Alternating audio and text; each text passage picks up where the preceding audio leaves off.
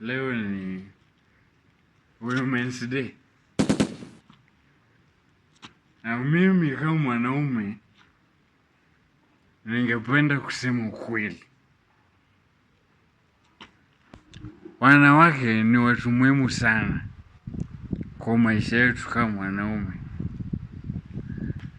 Na bila wao, sisi wanaume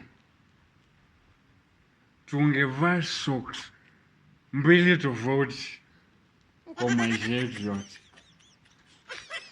Vile vile, hao wanawake ndio wanajua mahali kila kitu muhimu iko. Kama remote ya TV na dignity yangu. Na ukiangalia vizuri hao wanawake wametusamehe sana. Kama wanaume hiyo tusidanganyane. Lakini hawasahau makosa yote ambayo tumefanya. Kama argument ya 2016 bado iko fresh kwa akili yake. Kwa hivyo leo wanaume,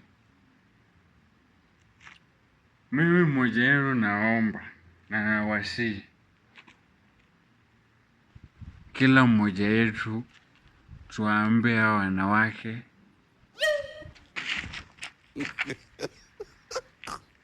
Happy Women's Day.